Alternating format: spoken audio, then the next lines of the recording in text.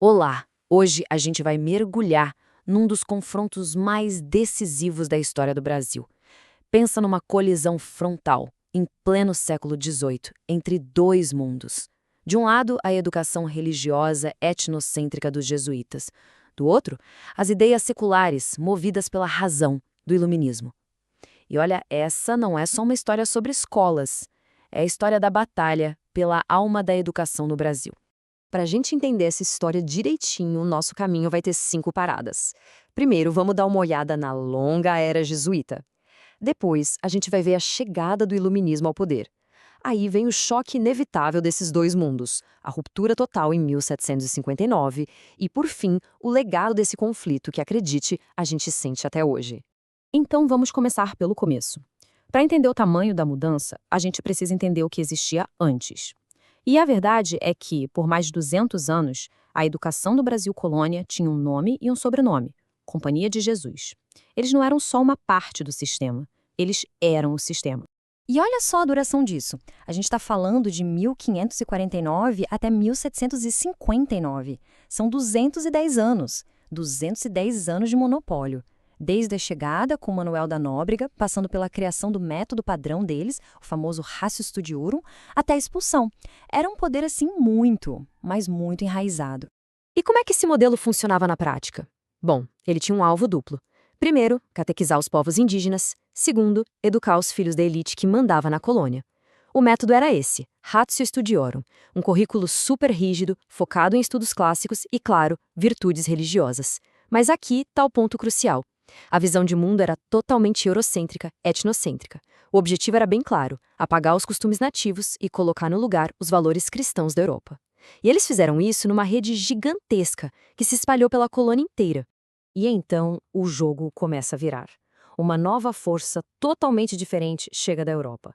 Uma onda de pensamento que vinha para colocar a razão e, principalmente, o controle do Estado acima de qualquer tradição. O iluminismo estava batendo na porta. Mas afinal, o que era esse tal de iluminismo? Basicamente, era um movimento intelectual que dizia que a razão, a ciência e o indivíduo deveriam ser nossos guias.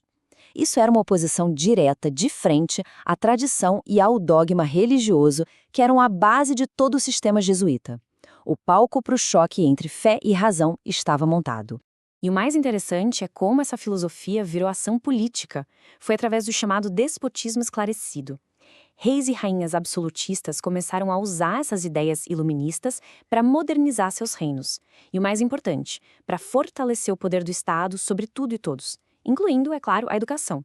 E lá em Portugal, o grande arquiteto dessa mudança tinha nome, sobrenome e título: Sebastião José de Carvalho e Melo, muito mais conhecido como Marquês de Pombal. Era ele quem ia usar as armas do iluminismo para desafiar o poder da igreja. Pronto, agora a gente chega no coração da história. E é importante entender que isso não era só uma briguinha política. Era uma batalha de ideias, uma briga fundamental sobre uma pergunta simples: para que serve o conhecimento? E quem deve controlar a formação das pessoas, a igreja ou o Estado? Essa comparação aqui deixa tudo preto no branco. De um lado, o modelo jesuíta. O foco era religioso, a autoridade era da igreja, o objetivo era a salvação e o conhecimento vinha da fé. Do outro, o modelo iluminista. O foco era laico, racional, a autoridade passava a ser do Estado, o objetivo era o progresso, a cidadania e o conhecimento. O conhecimento vinha da ciência. Eram dois mundos que simplesmente não podiam coexistir em paz. E quando dois mundos assim se chocam, uma hora a corda arrebenta. O conflito foi se intensificando até chegar num ponto sem volta. Ele termina numa ruptura radical, definitiva, que mudou para sempre os rumos da educação no Brasil. 1759. Grave bem este ano. É aqui que tudo muda de verdade. É o ponto de virada, a data que encerra uma era de 200 anos e dá início a uma jornada totalmente nova e, na época, muito incerta para a educação na colônia. Tá, mas por que a expulsão? Por que uma medida tão drástica? Bom, os motivos eram uma mistura explosiva. Na política, os jesuítas eram vistos como um poder paralelo e Pombal não queria concorrência. Na economia, eles atrapalhavam os interesses da coroa. E na filosofia, o ideal de uma educação laica, controlada pelo Estado, era o oposto de tudo que o modelo jesuíta representava. Só que não dá para simplesmente apagar um sistema de 200 anos e esperar que tudo funcione. A expulsão criou um vácuo educacional gigantesco. Imagina tirar a fundação de um prédio sem ter um plano B. Foi isso que aconteceu. O modelo antigo foi destruído sem um substituto pronto e a colônia mergulhou numa crise de anos. E isso nos leva à parte final, o legado de tudo isso.